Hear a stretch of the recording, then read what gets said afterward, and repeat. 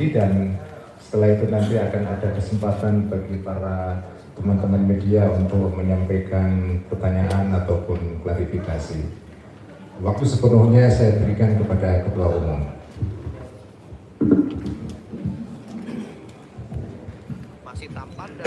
Assalamualaikum warahmatullahi wabarakatuh. Alhamdulillah wa syukurillah wa salatu wassalamu ala rasulillah sayyidina maulana Muhammadin ibn Abdillah wa ala alihi wa sahbihi wa wala. Amma ba'd, teman-teman media dan hadirin yang saya hormati, terima kasih telah hadir bersama kami pada kesempatan siang hari ini. Sebagaimana yang kita semua tahu, masyarakat juga tahu bahwa pada tanggal 21 Desember yang lalu, hari Ahad, telah berlangsung musyawarah yang dilaksanakan bersama-sama dengan para sesepuh mustasyar Pengurus Besar Nahdlatul Ulama.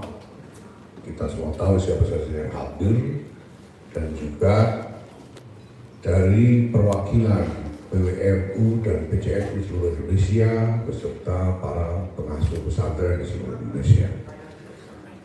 Dan telah diketahui juga bahwa saya pada kesempatan itu sebagai tanggapan saya atas apa yang disepakati oleh para mustasyar dan para peserta musyawarah, yang menyatakan bahwa saya siap mengupayakan islah, dan bahwa pada hari itu juga, pada siang itu juga, saya sudah mengirim pesan kepada Yang Mulia Al-Is'am, Pengurus Besar Nahdlatul Ulama, Kiai Haji Mustaful Akhyar, untuk memohon waktu menghadap beliau. Dan pada hari Senin pagi saya telah mengirim surat resmi. Yang hari itu saya hanya mengirim pesan melalui WhatsApp, tapi hari Senin pagi saya kirim surat resmi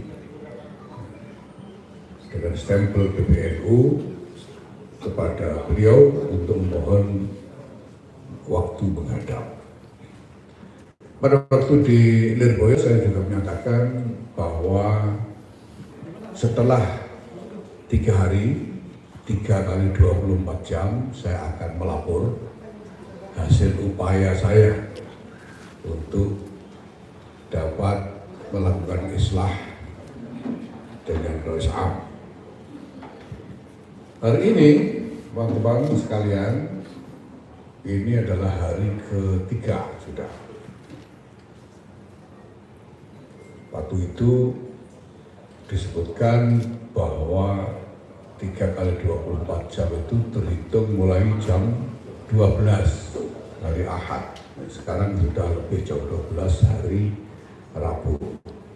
Maka sekarang waktunya saya memberi laporan tentang upaya islah yang saya lakukan. Pertama, bahwa sampai saat ini saya belum mendapatkan respon, tanggapan, atau jawaban atas permohonan saya untuk bertemu dengan Al-Is'am. Saya belum mendapatkan jawaban dari Al-Is'am mengenai permohonan itu sampai detik ini, sampai siang ini. Tapi saya ingin menyatakan di sini bahwa saya belum berputus asa. Saya akan tetap terus berusaha, karena bagi saya memang tidak ada jalan keluar yang maslahat selain islah.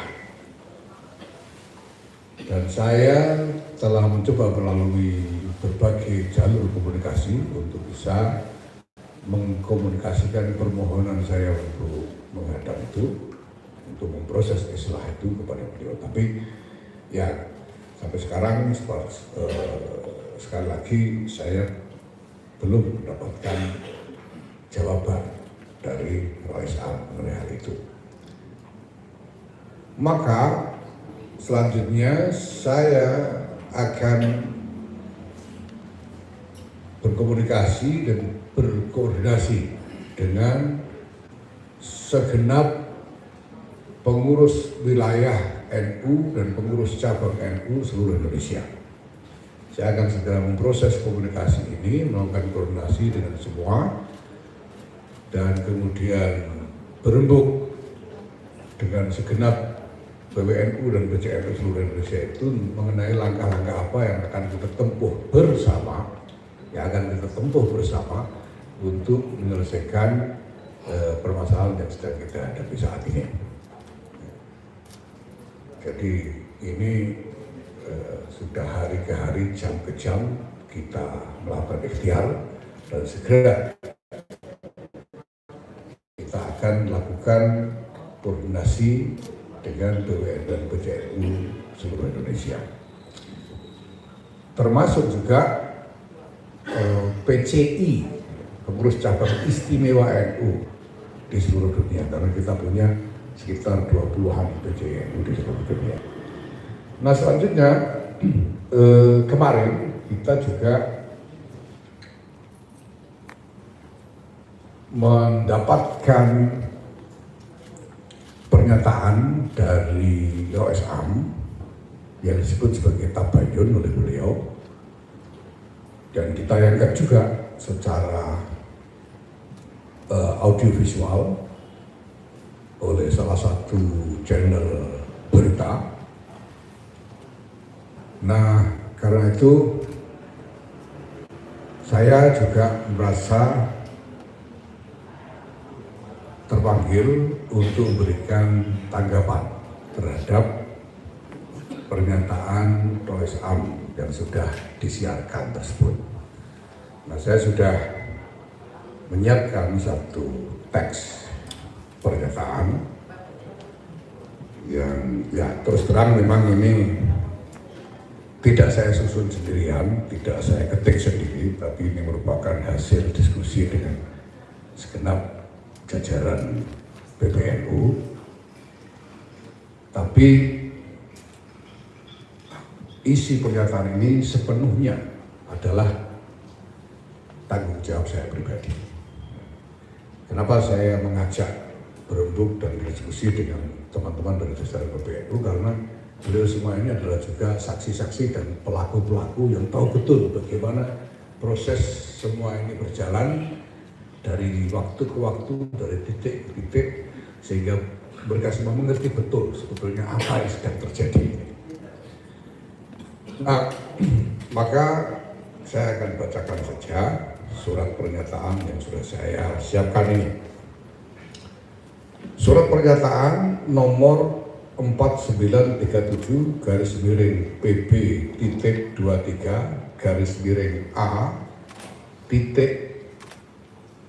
Romawi .07.09/12/2025. Tanggapan atas tabayun OSAM dengan tema menjernihkan masalah, menatap masa depan. Bismillahirrahmanirrahim.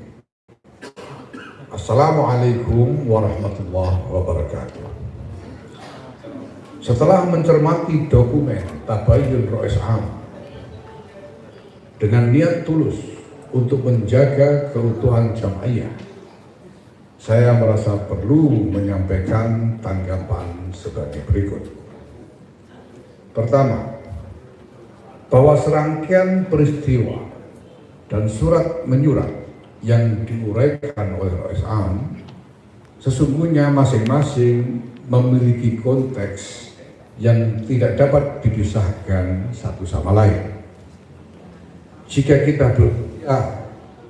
kita bersedia melihat dan memahami keseluruhan konteks tersebut secara utuh dan jujur, maka akan tampak dengan sangat nyata bahwa keputusan rapat harian Suriah di Hotel Aston pada 20 November 2025 dan seluruh keputusan turunannya hingga klaim penetapan pejabat ketua umum adalah tindakan yang tidak memiliki dasar, bahkan bertentangan dengan anggaran dasar dan anggaran rumah tangga atau ADART, dan dengan sendirinya batal demi hukum.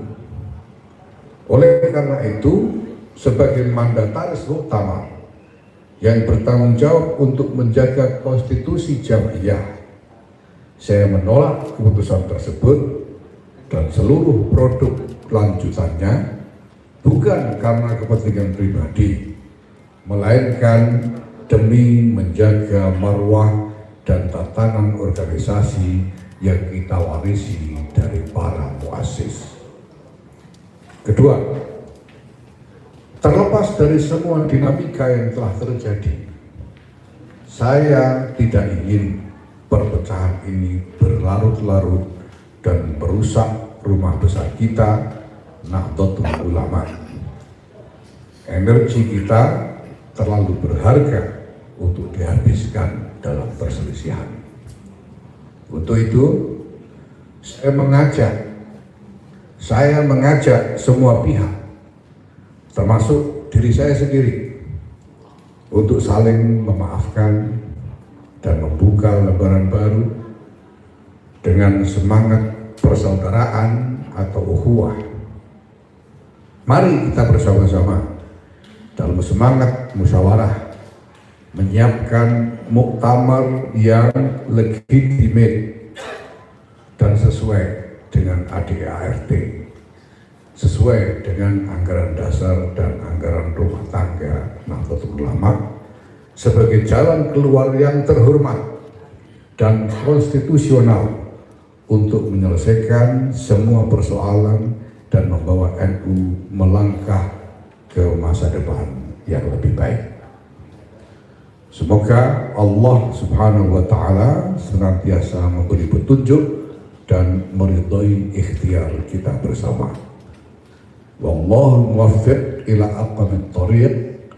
Wassalamualaikum warahmatullahi wabarakatuh.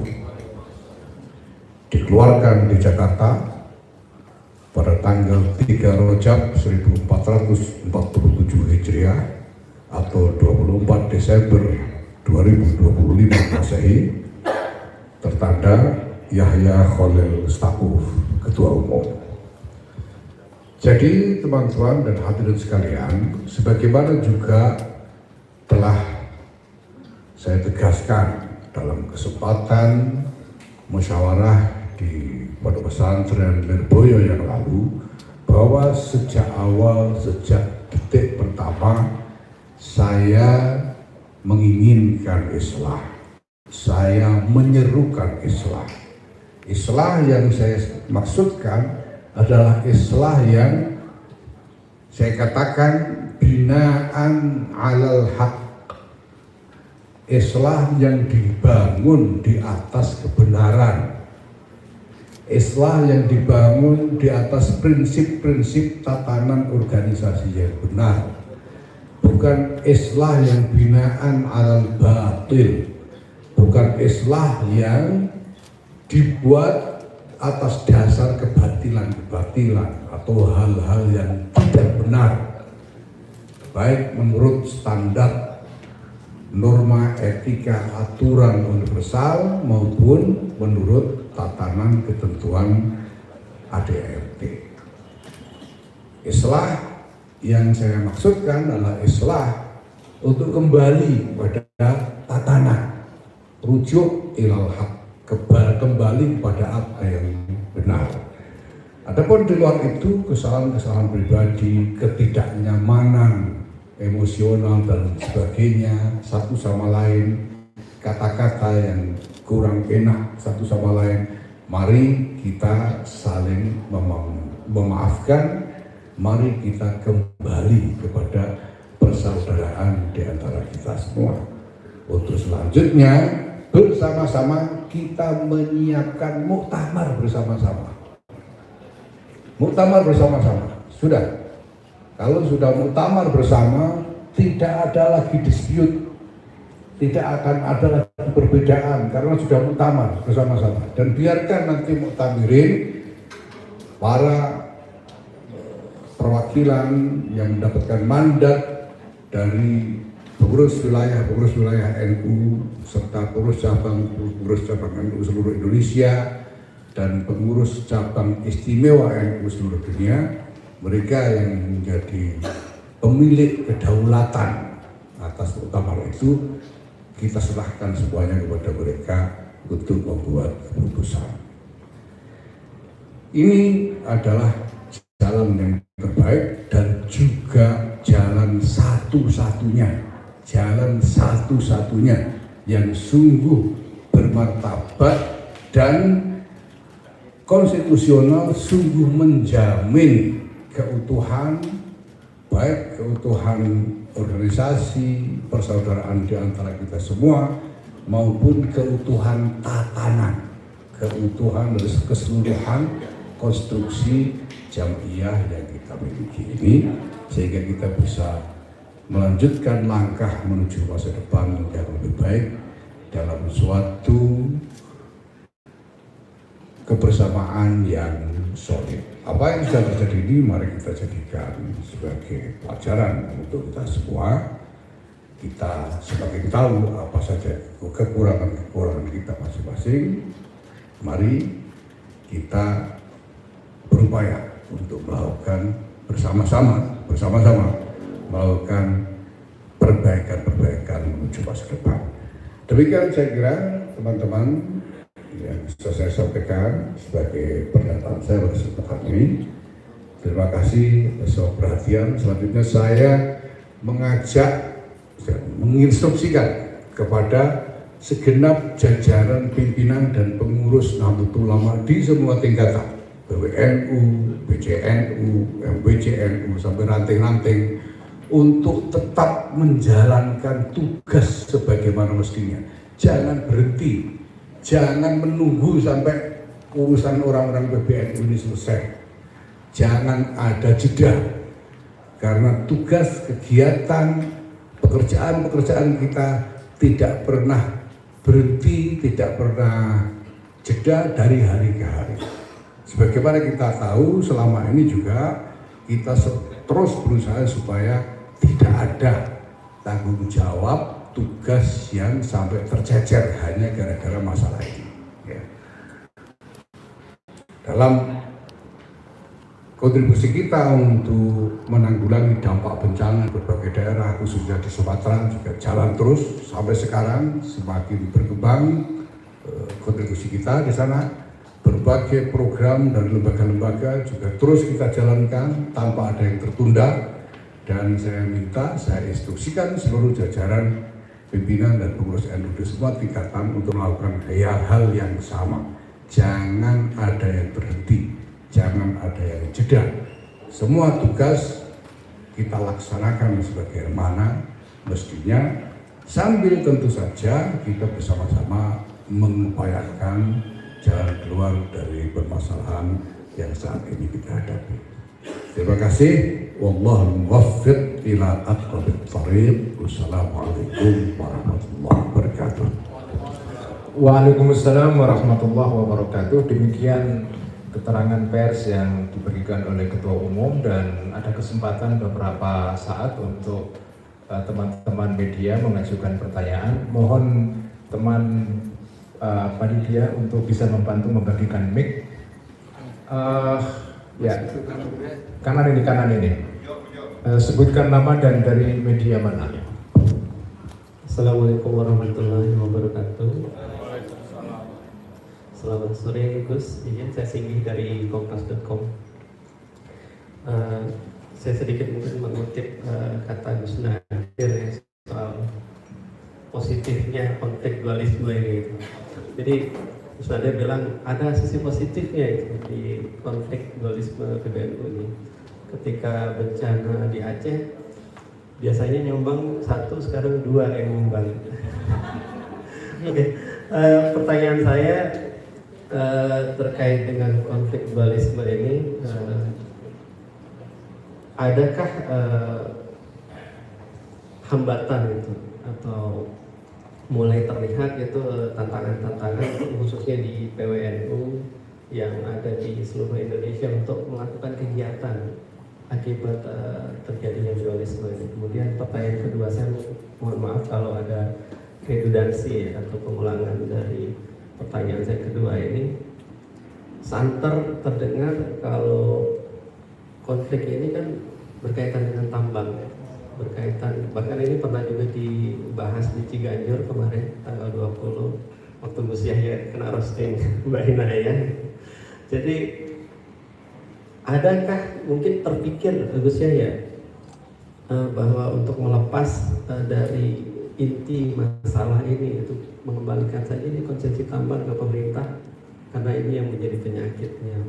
Nah yang ketiga, karena sebentar lagi teman-teman kita, saudara kita yang Nasrani akan merayakan Natal, mungkin ada ucapan dari Gus Yahya. Terima kasih. Assalamualaikum warahmatullahi wabarakatuh. Waalaikumsalam. Monggo, betul. Terima kasih. Pertama mengenai hambatan karena dualisme itu ya. Saya tidak melihat ada kendala yang tercipta karena itu sama sekali terkait dengan tugas-tugas, program-program dan pekerjaan-pekerjaan dari jajaran pengurus sampai ke tingkat yang paling bawah. Soal misalnya kontribusi kita untuk penanggulangan bencana misalnya ya kita kan bukan cuma kontribusi datang lalu foto sambil membawa tulisan sumbangan sekian, misalnya kan tidak cuma gitu. Kita ini mengirim tim dengan ukuran yang cukup besar ya. Kita kirim tim untuk bekerja di lapangan dan seterusnya gitu. Ya. Kemudian program-program kaderisasi rutin juga berjalan terus tanpa ada jeda sama sekali, terus menerus sekarang. Program-program dari berbagai lembaga juga berjalan dengan baik tanpa ada sama sekali hambatan. Kemarin misalnya kita baru saja meluncing penyerahan BPJS untuk pekerja informal dan guru-guru ngaji yang jumlahnya juga saya kira sangat signifikan, ada lebih dari 10.300 peserta BPJS yang kita berikan kemarin, dan juga program-program yang lain semuanya berjalan dengan baik ya. Karena sebetulnya tim yang mengerjakan tugas itu solid di sini gitu. Cuma ini ada ya 1-2 orang ya seperti itulah ya. Dan semuanya tidak terganggu. Kita bisa lihat dari dari mereka yang menyatakan diri sebagai pihak yang berbeda, tidak dilakukan apa-apa selain membuat pernyataan-pernyataan gitu. Sementara kita kerja masih terus jalan sehari-hari. Nah, maka sebetulnya tidak ada hambatan kalau soal tugas. Sampai ke bawah juga begitu, karena saya juga secara rutin berkomunikasi, saya masih terus berkeliling ke berbagai wilayah untuk berkomunikasi dengan PWNU dan PJNU di seluruh Indonesia, dan selalu saya tekankan bahwa pekerjaan jangan berhenti. Ya. Kantor hidup, ini teman-teman saya kira mungkin ada yang tiap hari nongkrong di sini nyegat saya gitu. Dan selalu ramai di kantor, dan pekerjaan tidak pernah sepi. Jadi kalau soal itu tidak ada masalah. Kalau keuntungannya misalnya yang nyumbang 2 ya, yang sana kan supaya pantas gitu. Kita kan bukan cuma pengumuman, kita turun sebagai tim, dan saya mendampingi untuk mengkonsolidasikan tim kami dari NU Peduli dengan tim yang bertanggung jawab di daerah, misalnya dengan pemerintah provinsi Aceh, nanti dengan Sumatera Utara, Sumatera Barat dan seterusnya. Dan semuanya berjalan dalam koordinasi yang baik sekali sampai saat ini. Kemudian mengenai soal tambang, ya kenapa isu tambang ini muncul kan karena NU dapat tambang. Karena NU mendapatkan konsesi tambang. Seandainya tidak ada konsesi tambang itu, apakah tidak terjadi hal seperti ini? Ya belum tentu juga. Ya, belum tentu juga. Tapi tentu kita ingin mendalami masalah ini dengan baik, ya, karena namanya perbedaan itu biasanya kan memang karena ada perbedaan kepentingan dan itu isunya bisa macam-macam. Kita akan lihat nanti.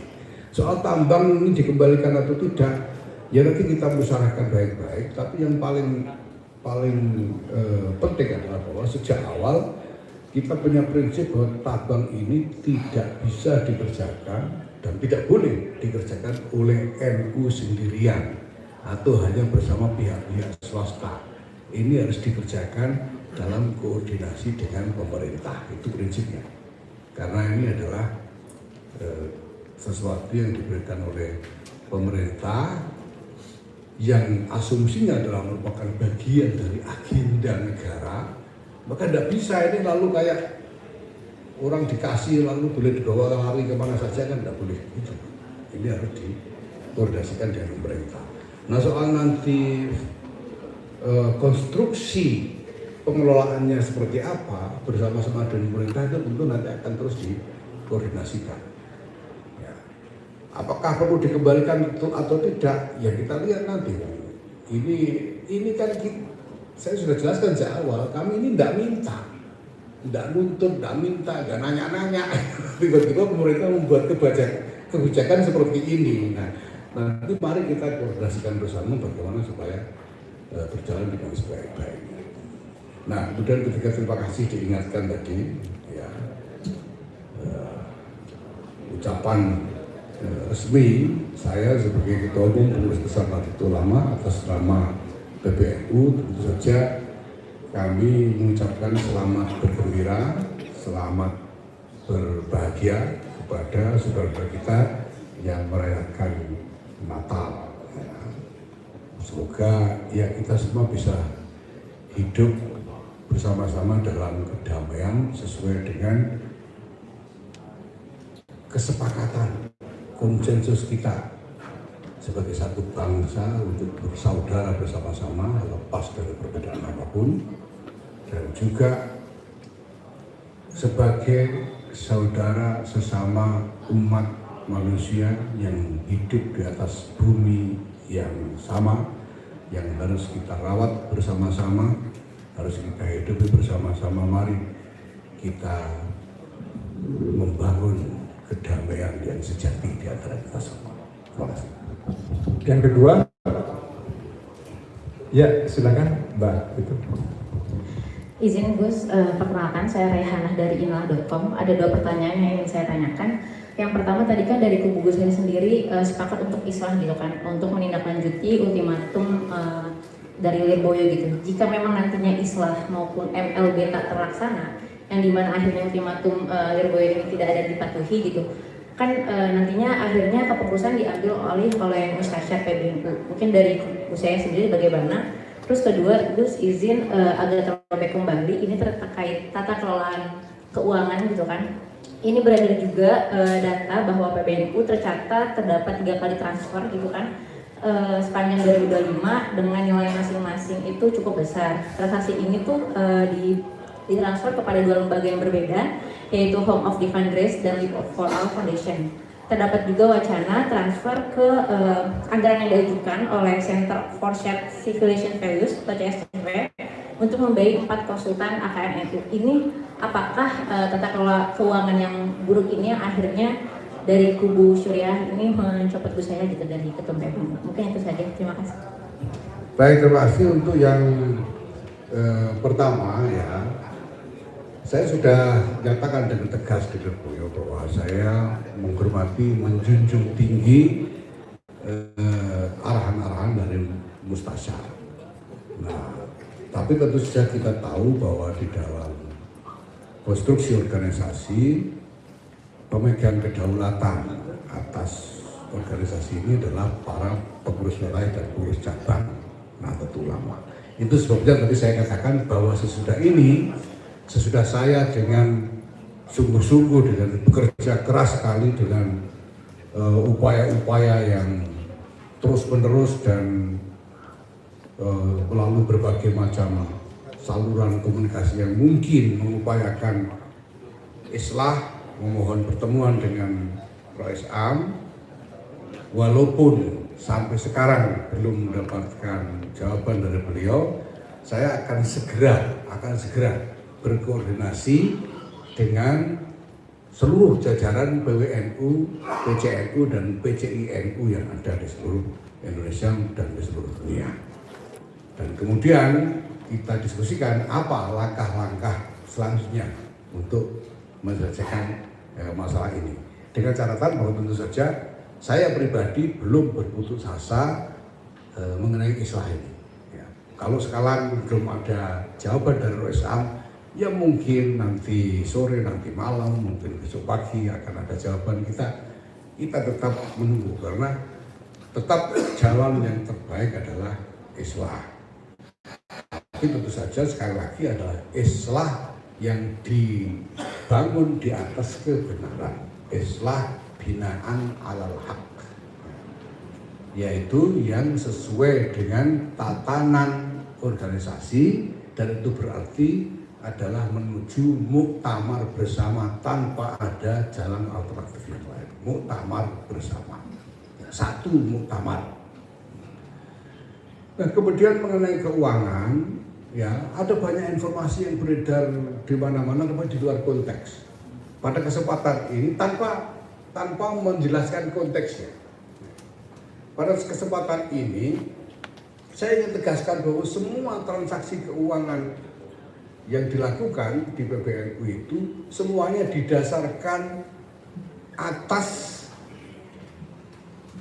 landasan-landasan yang sah, landasan-landasan yang dibenarkan oleh hukum, dan juga didukung dengan dokumen-dokumen yang sah menurut hukum. Kalau ada transaksi kemanapun itu pasti didasarkan pada kesepakatan kerjasama yang sah dan didukung dengan dokumen-dokumen yang sah. Dikirim kemanapun itu. Karena soal transaksi keuangan itu kan bukan soal jumlah sebetulnya, tapi soal konteks. Apa bedanya Anda mentransfer uang 10 juta dengan 10.000 rupiah? Kalau Anda mentransfer 10 juta rupiah dengan konteks bahwa Anda minta kepada orang yang menerima untuk membelikan berbagai macam bahan bantuan untuk saudara kita yang terkena bencana, itu jelas sah. Tapi kalau Anda mentransfer 10.000 rupiah kepada seseorang dengan akad sampai minta belikan racun tikus untuk dipakai membunuh seseorang yang lainnya, ini jelas tidak sah. Nah, semua transfer dan kegiatan keuangan yang dilakukan oleh PBNU semuanya didasarkan pada landasan yang sah, yang legal secara hukum, dan didukung dengan dokumen-dokumen yang sah. Dan sejak awal sebetulnya, sejak pertama kali kita mengumumkan susunan PBNU, saya sudah buat pernyataan, silakan dibuka kembali, di browsing, bahwa saya berkomitmen untuk membangun satu sistem manajemen keuangan yang betul-betul auditable secara publik. Itu terus-menerus kita upayakan, ya, dan kita memang ingin melakukan pembenahan sistem keuangan ini sehingga bisa betul-betul sesuai dengan norma-norma manajemen keuangan yang ada.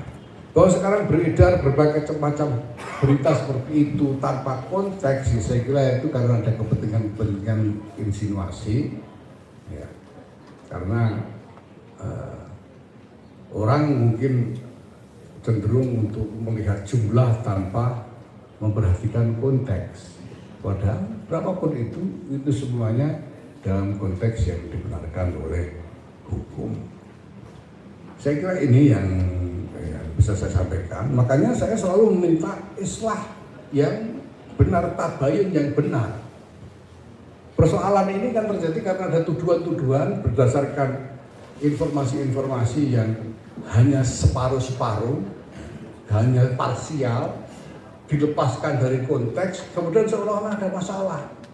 Padahal apabila saya diberi kesempatan untuk tabayun, untuk memberikan klarifikasi, akan jelas sekali bahwa tidak ada masalah dalam soal apapun yang disampaikan. Itu sebabnya pada kesempatan bertemu dengan para sesepuh mustasyar di Lirboyo, dan saya diberi kesempatan untuk menyampaikan sesuatu di hadapan beliau-beliau, saya sampaikan bahwa posisi saya adalah posisi menjaga 3 hak. Ini bukan soal saya harus tidak rela kehilangan jabatan atau apa, tapi saya dalam posisi menjaga 3 hak. Yang pertama adalah hak pribadi saya untuk diperlakukan adil, bahwa kalau saya dituduh dengan tuduhan apapun, saya ini berhak untuk diminta klarifikasi, saya berhak untuk mendapatkan jawaban. Tapi tanggal 20 November ada satu forum yang disebut Rapat Harian Suriah itu melontarkan berbagai macam tuduhan kepada saya, dan saya tidak boleh memberikan jawaban, tidak boleh. Peserta-peserta sudah menuntut supaya saya dihadirkan, tapi saya tidak dihadirkan. Ini adalah perlakuan, jelas perlakuan yang tidak adil. Yang kedua yang saya wajib jaga adalah hak dari wibawa ulama, karena forum Suriah itu forumnya ulama. Kalau kemudian forum Suriah itu membuat keputusan dengan cara yang tidak adil, lalu ada persepsi seolah-olah cara seperti itu dibenarkan oleh syariat, karena yang melakukan adalah ulama-ulama. Nah, ini tentu luar biasa berbahaya kalau kemudian orang menganggap bahwa kalau begitu main begini ini boleh secara syariat misalnya, itu tidak bisa. Itu harus saya jaga. Dan ketiga adalah hak organisasi. Bahwa organisasi ini memiliki tatanan, harus dipelihara integritasnya, tidak boleh diterabas begitu saja hanya karena kepentingan-kepentingan, hanya karena beda pendapat, hanya karena perbedaan di antara sesama pengurus satu personel organisasi. Tidak boleh begitu, ada tatanannya. Oke, faktanya saya berbeda dengan sejumlah teman yang lain di dalam organisasi. Jalan keluarnya bagaimana? Ada. Di dalam tatanan organisasi itu jalan keluarnya ada. Ya, sampai dengan misalnya tidak mau lagi saya ketua umum, ada jalan keluarnya lewat muktamar. Tidak lalu untuk potong kompas dengan sembarangan, itu tidak bisa. Ini adalah hak organisasi, karena kalau tanpa mengikuti tatanan organisasi yang benar, maka keberadaan organisasi ini jadi sia-sia. 100 tahun sejarah NU ini menjadi sia-sia kalau tatanannya diabaikan. Saya kira demikian. Saya kira cukup. Oke, satu lagi terakhir ini. Assalamualaikum Gus Yahya, saya Iqbal dari Harian Kompas. Sedikit konfirmasi aja Gus Yahya soal surat tabayun dari Rois Am yang beredar. Saya bacakan yang di poin E soal tabayun kepada Ketua Umum PBNU sebanyak 2 kali. Yang pertama hari Kamis tanggal 13 pukul 3-5 bertempat di Surabaya. Yang kedua hari Senin tanggal 17 pukul 1 sampai pukul 2 di ruang Rois Am di sini, dan disebutkan bahwa Gus Yahya undur diri dari waktu yang disediakan. Nah, pertanyaan saya Gus, ini apakah benar soal tabayun yang disebutkan oleh Rois Am? Dan yang kedua, apa hasil dari tabayun itu Gus? Terima kasih. Lepas dari tidak akuratnya informasi yang disampaikan itu, ya, saya bisa katakan memang ada pertemuan itu, walaupun informasi yang disampaikan tidak akurat. Ya. Yang dikatakan 2 jam sebetulnya hanya setengah jam, ya, yang dikatakan 1 jam sebetulnya hampir 2 jam. Dan di dalam pertemuan kedua di sini, saya bukan hanya menjawab pertanyaan-pertanyaan, tapi juga menyerahkan dokumen tertulis sebagai jawaban atas tuduhan-tuduhan yang juga disampaikan kepada saya secara tertulis pada kesempatan pertemuan pertama. Nah, persoalannya kemudian jawaban yang saya sampaikan, walaupun semua pertanyaan saya jawab sampai tuntas, sampai tidak ada pertanyaan lanjutan, kemudian disusul isu yang lain, dilanjutkan isu yang lain, saya jawab juga sampai tuntas, sampai tidak ada pertanyaan lanjutan dan seterusnya.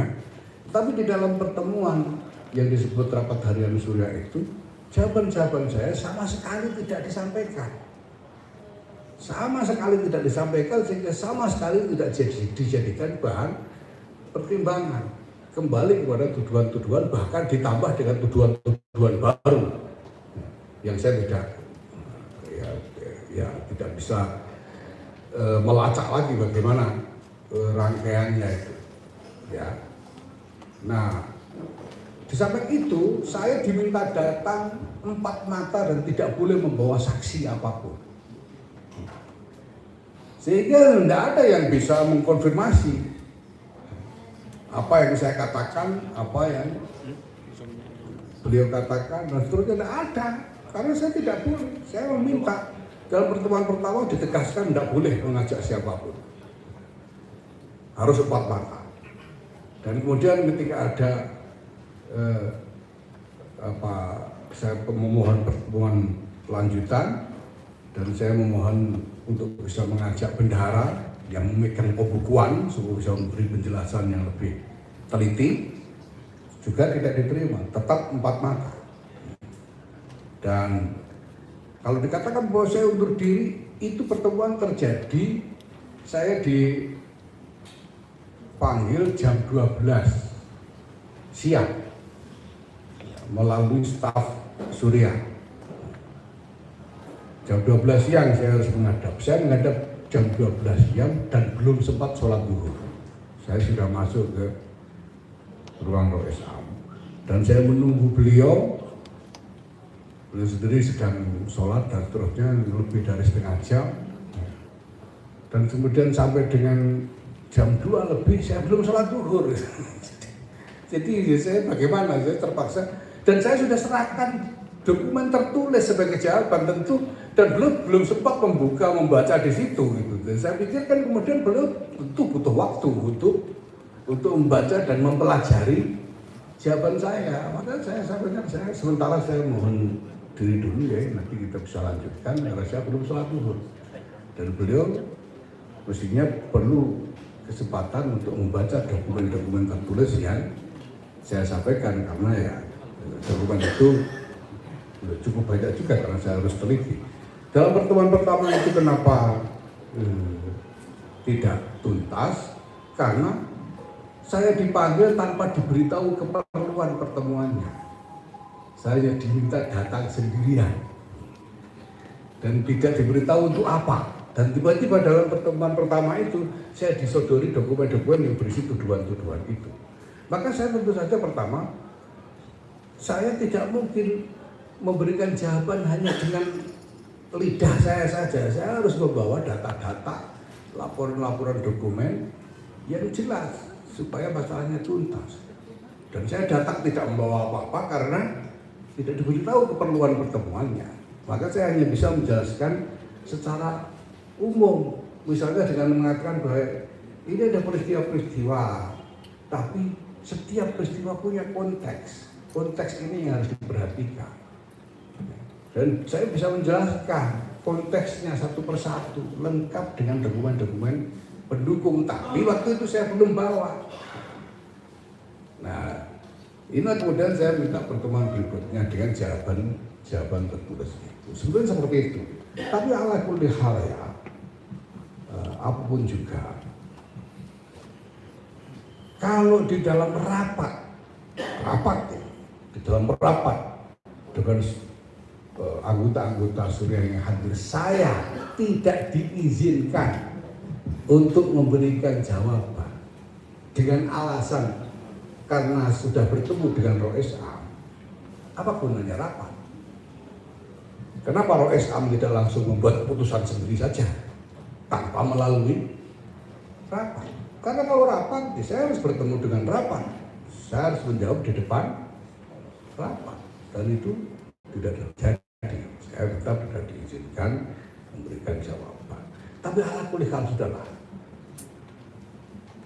Kita memang kadang-kadang terdorong karena ya pikiran-pikiran kita masing-masing melakukan tindakan-tindakan ya, yang tadinya kita mungkin mengira itu sudah benar, tapi ternyata tidak, misalnya itu biasa. Yang penting sekarang, mari kita kembali kepada tatanan yang seharusnya. Kesalahan-kesalahan apapun, mari kita perlakukan sesuai dengan tatanan yang ada. Jangan sampai kita membuat keputusan tindakan di luar tatanan. Tindakan keputusan yang inkonstitusional itu jangan sampai. Mari kita kembali kepada tatanan. Nah, hal-hal yang merupakan kesalahan-kesalahan pribadi mari saling memaafkan. Saya sendiri secara pribadi sama sekali tidak punya katakanlah hambatan psikologis apapun ya, terkait dengan ini. Yang penting sekarang mari kembali bersama-sama. Sudah mari kita rencanakan muktamar. Itu saja. Ya, sambil jalan kita berupaya menyelesaikan masalah-masalah yang ada. Kalau ada sisa masalah, kita selesaikan di muktamar sudah. Biarkan nanti PCNU, PWNU, PJNU yang memiliki kedaulatan, biar mereka memberikan pengadilan ya, terhadap masalah apapun yang terjadi selama ini. Ya, saya kira demikian. Terima kasih.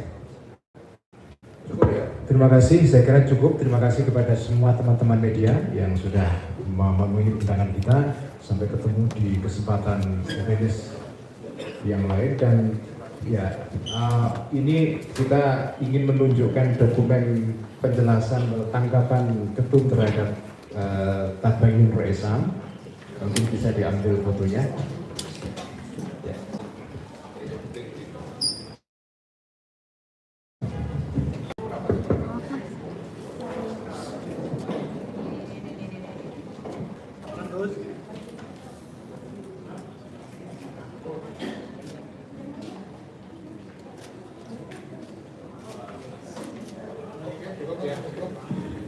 Terima kasih. Assalamualaikum warahmatullahi wabarakatuh.